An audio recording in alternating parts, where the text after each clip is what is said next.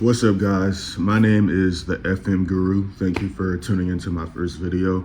I can't even see the camera because this light is so bright, but I just wanted to I have so much information throughout my first 5 years of adulthood dealing with farmers markets, and I feel like there's not a lot of information online for people. I'm an OG in the space. Whenever there's like a first farmers market, there's like a first farmer vendor, and I'm kind of telling them the ropes of how you should run your booth. And it's weird because I'm young, but I normally give like older people advice because I just been doing it for 5 years. So I'm gonna just get into my story, and I'm gonna get into why I started this channel, that and the third channel, the FM Guru. I am the farmers market guru. If you guys have any questions on how to run your farmers market, what you should have at your booth, what you should not have at your booth, what you should do if you're trying to scale, what you should do if you're trying to transition into online, I have all the answers for you right here on this channel.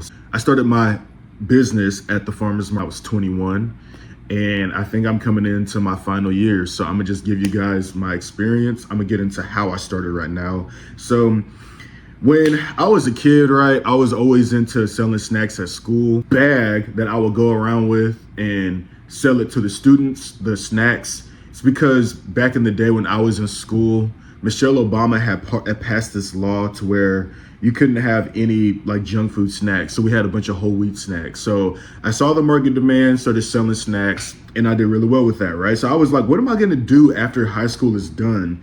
And in 2019, I was going to nursing school. That's a whole nother story for another day. But I decided to say, I'm not gonna tell you my exact product, but I'm gonna tell you I'm gonna just tell you the events, because I think I'm gonna sell the product later on, and it's kind of proprietary.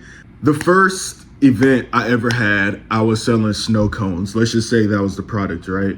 And I decided to sell it at my church, and it was this church event. It was an Oktoberfest, and when I sold it at the church, man, I fell in love with it. So before I sold it at the church, I tested it with people.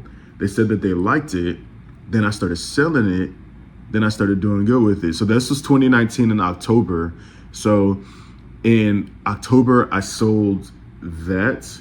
Then it was I believe it was December, I started selling it at a city event, and it got good reception. And then after the city event, sometime I sold it at it was like this group that would go around throwing parties. I sold it at this volleyball event, and it was snow cones, right?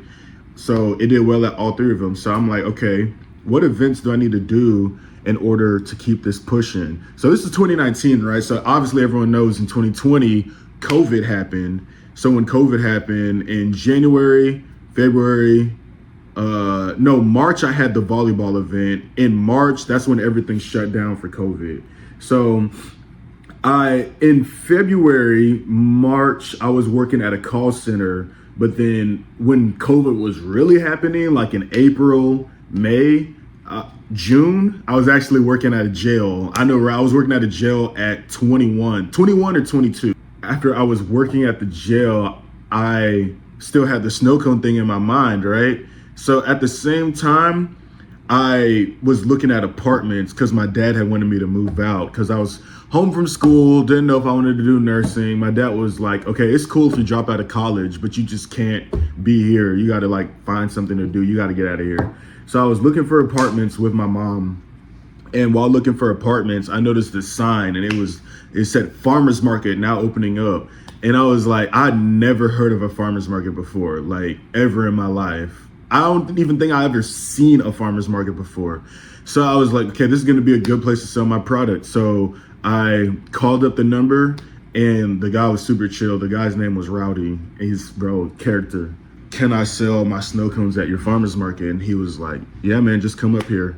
And the rest is history. The first time I ever tried selling at the market was one of the worst experiences ever, because I didn't even make it to the market because all my product got jacked up before I could even make it to the market. Like I said, this channel is going to help you become a good farmers market vendor. And I would say that a lot of people are trying to skip the process of getting customer feedback at a farmers market and going straight online. And I got to tell you guys something.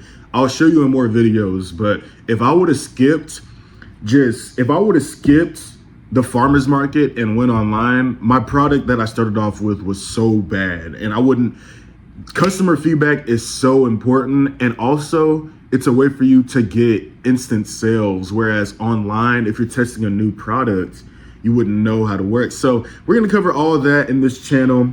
I'm gonna really commit to this channel, man. I've had like 6 YouTube channels, and this one shows like a lot of promise. Like in the past, I just really didn't know what to do. For this one, I have all the information in my noggin. So the FM Guru, if you guys need any questions answered specifically with your farmer's market, you guys could book me for a Google Meet or a Zoom call. And it's only $150 right now if you hit my email. And yeah, that's gonna change in the future. I'll come up with some courses. I'll come up with everything for y'all. But until then, bro, this is the FM Guru. I will try to answer all your questions in the comment section. But when I get bigger, you ain't getting no questions answered from me. So thank y'all for tuning in. I'm gonna record the next video right now because I have time to. So let's do it.